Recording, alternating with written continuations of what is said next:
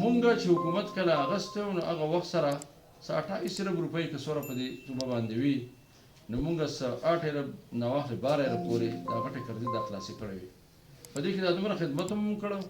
قرضې مو خلاصې کړې وي یو پیسه قرضه دا مونږ په قوم باندې نه ده راغستې پر اخراجات او دا هیڅونه مونږ کم کړو کنټرول کړي مو کرپشن کله نه سطح باندې زمونږ دغه نظر نه پناه ونه وبخ نور کرپشن دا هغه ریکارډ ټول باندې بیرونی دغه هم چې دغه ټوله ریپورټونه ورکړي نو د هغې نتیجه دا وه چې مونږ دا بیا چې ورپسې د NP حکومت راغی 97 ارب ته ورسېده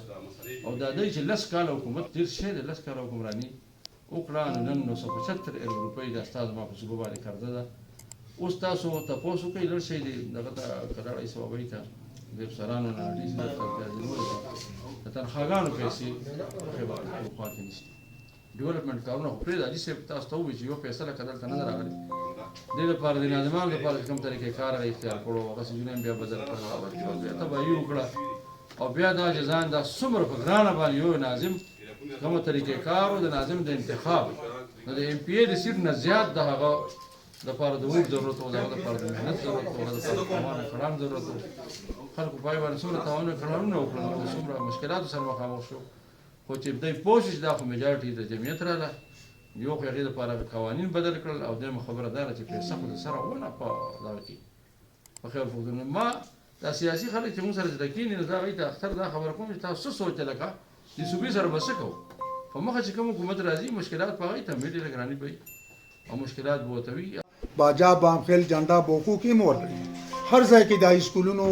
میل او د فیمیل منګه جال بچاو کړی او بیا دا ووري د ټوپۍ د هسپتال چې کوم سیول دی دا زما په وخت کې ما شروع کړی دی په دې کې 3 چیف منسټران ما راغوښتي او په دې کې 30 کسان کلاس 4 لګېدل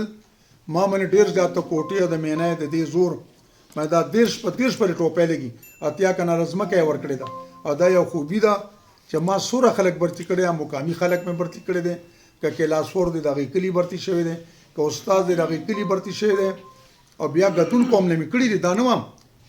اتم پاس جنکای د غدون چې کم دی نه ما یو کال PTC ټریننګ لريګل دي هغه کې د بټاګرام وي د غدون 250 جنکای مو